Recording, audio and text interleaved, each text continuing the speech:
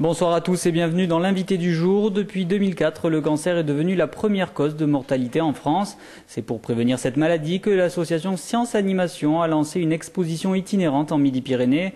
Alors y a-t-il plusieurs cancers? Qui est touché? Peut-on en guérir? Quelques éléments de réponse avec Pierre Cordelier, directeur de recherche à l'INSERM. Si vous voulez, c'est difficile de tirer une conclusion générale parce que chaque cancer est différent, notamment entre cancers entre eux et les personnes atteintes d'un même cancer, ça peut être tout à fait différent. On sait qu'il y a des facteurs environnementaux, on ne va pas inventer l'alcool et la cigarette, bien sûr. Des facteurs d'exposition à des conditions de travail, comme l'amiante à l'époque, comme ça a été incriminé. Il y a des comportements à prendre afin de se prémunir de ce genre d'exposition et c'est tout le travail qu'il nous reste à faire encore afin de sensibiliser les gens par rapport à des conduites à risque. Peut-être qu'ils ne s'en sont pas tout à fait conscients, donc il y a un travail en amont à faire, effectivement, oui.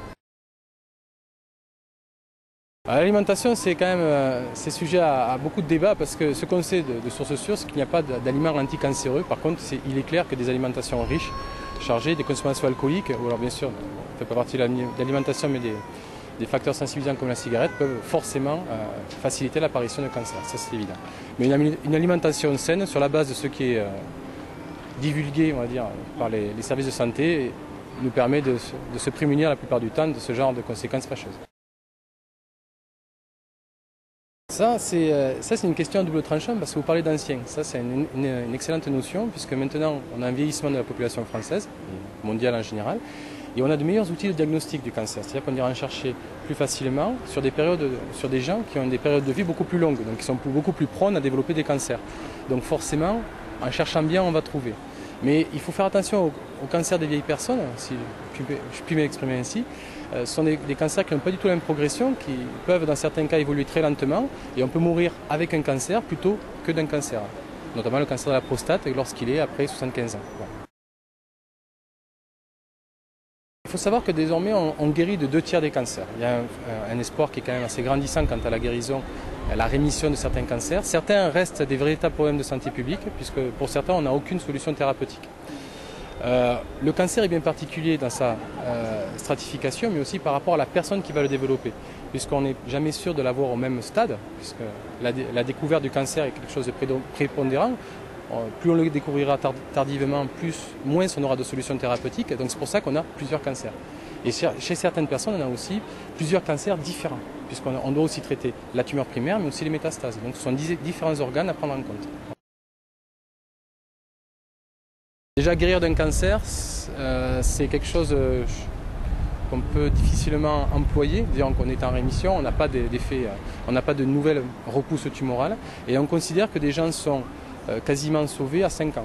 C'est-à-dire que quand à partir du diagnostic de la maladie, donc on passe par une chirurgie dans le meilleur des cas, un traitement chimiothérapie qui va nous permettre de finir le nettoyage, on peut dire vulgairement, et ensuite, effectivement, à 5 ans, on se considère comme guéri. Mais il arrive que dans certains cas, on ait des rechutes à 15-20 ans, donc la guérison reste hypothétique. À un moment donné, pour une raison X, une cellule normale n'est plus sous le contrôle. C'est-à-dire qu'on doit développer, chacune de nos cellules contient en son sein des freins de prolifération, des freins de transformation. À un moment donné, une mutation, comme on en parlait, un comportement différent, va lever ses freins. Et petit à petit, cette cellule va obtenir un avantage. C'est-à-dire qu'elle pourra se multiplier, produire une tumeur, alors que les cellules normales seront complètement appauvries. Donc ça, c'est la base commune de la plupart des cancers. C'est un dérèglement de la prolifération cellulaire. Ensuite, chaque cellule a un comportement bien particulier, des angles d'attaque bien particuliers, et ce qui peut marcher sur un cancer ne marchera pas sur l'autre. Voilà. On a en général des majorités de cancers de personnes qui ont passé la cinquantaine, 50, 60, 70 ans, qui vont, comme je vous disais tout à l'heure, appartenir à certains groupes socioculturels d'habitude, qui vont avoir un certain patrimoine génétique altéré qui va provoquer cette cancérisation. On n'a pas de règle exacte. Voilà. On stratifie les gens en fonction de leur comportement et de ce qui est connu par rapport aux études passées, tout simplement. Voilà. Donc c'est comme ça qu'il n'y a pas de portrait robot du patient cancéreux.